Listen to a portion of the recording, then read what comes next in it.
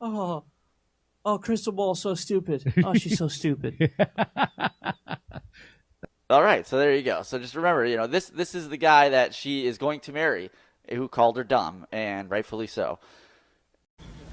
Deep dish pizza is not only not better than New York pizza, it's not pizza. And by the way, you don't put tomatoes and celery salt on hot dogs either, you know what I'm saying? Everybody knows there's 3 acceptable condiments for a hot dog. There's mustard, onions, and stagnant cart water. That's it.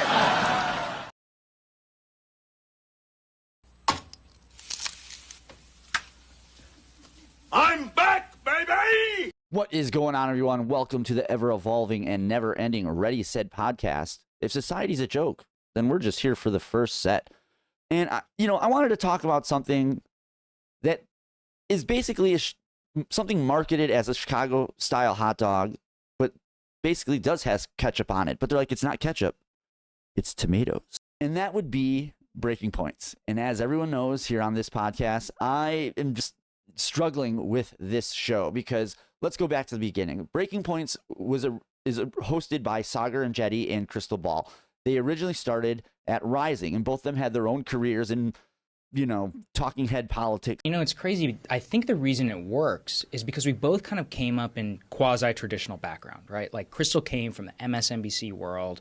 Like I was a White House correspondent. And she failed at that. He got sick and tired of the White House correspondence or just that whole side of things. So they move over to Rising, and they were doing Rising. And I thought Rising was a part of, it was a YouTube show on the Hill, and it was really good. I like the whole, he's a Republican, he's a Democrat. Again, if you watch the videos that we've talked about this before, I am rehashing. It's just a quick recap for everyone.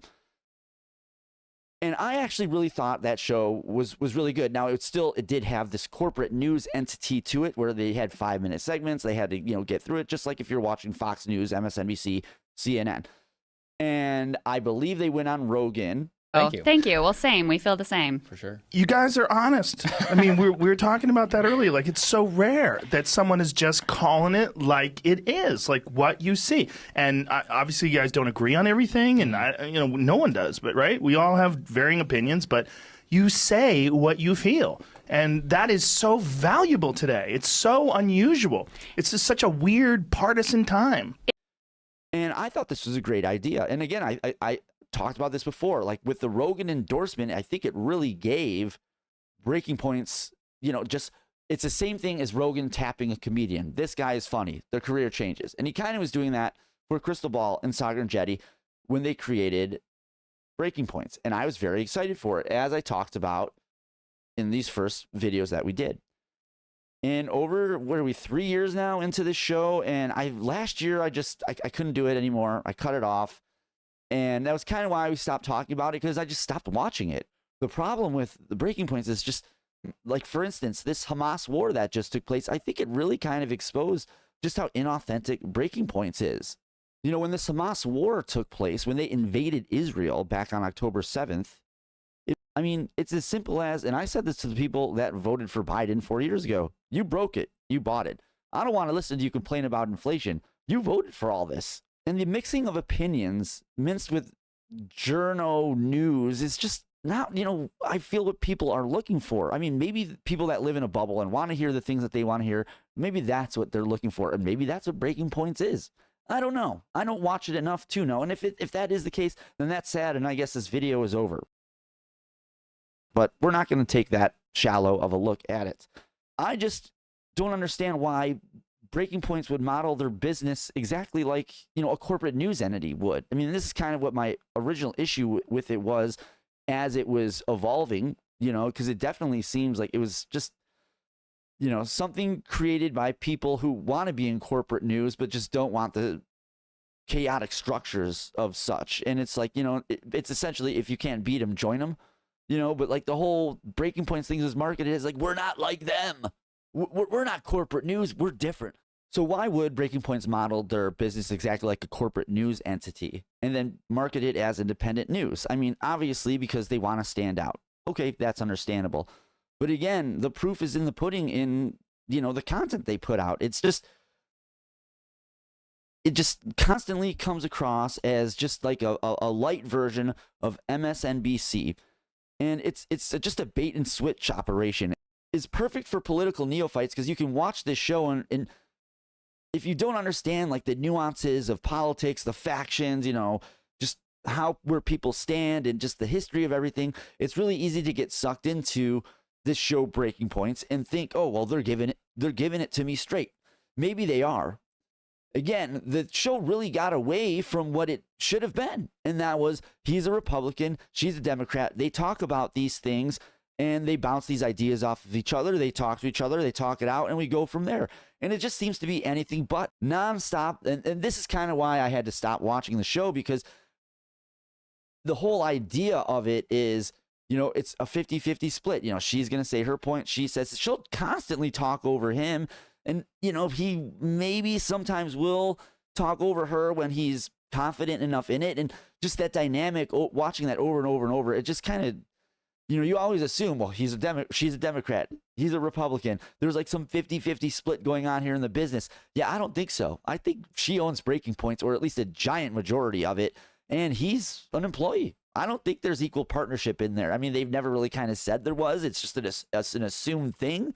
But you see what's going on in that operation, and that is not something that is, done cheap. This is, not that.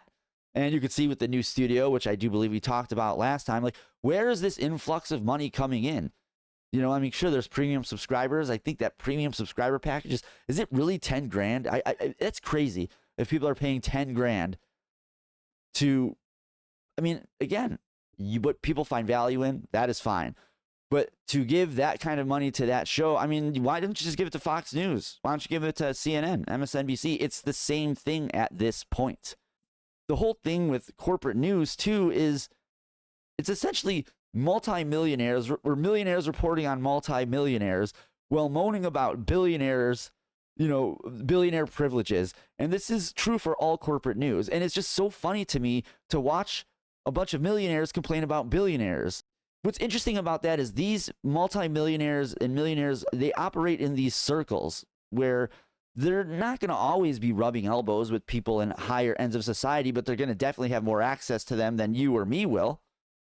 Like if you're making a few million a year, $1 million a year, tens of millions a year, you can buy that $40,000 plate and go sit next to your local politician, state politician, national politician. You kind of see what I'm saying. You can go to these private fundraisers or galas and, bid on items and rub elbows with CEOs or high level executives. Like, you and I can't do that. That's not how it works. You know what I mean? So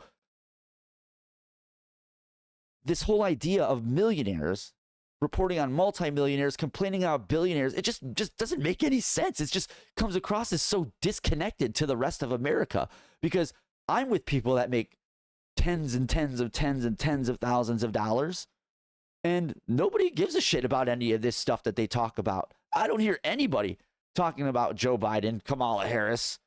If anything, they're complaining about the economy. But then you turn on the news and you think everyone's just all hyped up about what's going on. And it's a giant head scratcher, to be honest with you. And this whole model for Breaking Points, it's honestly designed to appeal to the upper class. And I know I've said this before, because again, if you watch all the content that they put out, it just looks like it plays to major cities on both coasts, or, mid-tier cities that are just run by lunatic Democrats.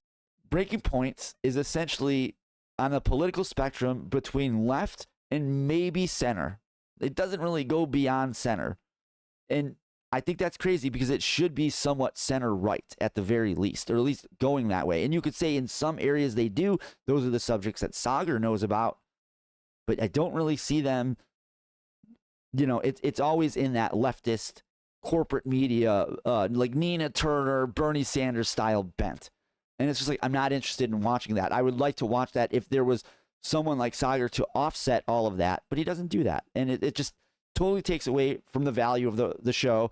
And again, if it's just going to be Crystal's bent because it's clearly her project, her business, her operation, in the majority sense at least, then there's no point in watching it. I'll just watch Ben Shapiro. It's just better to do it that way. But you know what? To each his own, I say. But if you the consumer, if you the Zoomer, you the millennial, the Generation Alpha, if you choose to consume this product, I mean, at this point, it's just a giant virtue signal of the political neophyte class.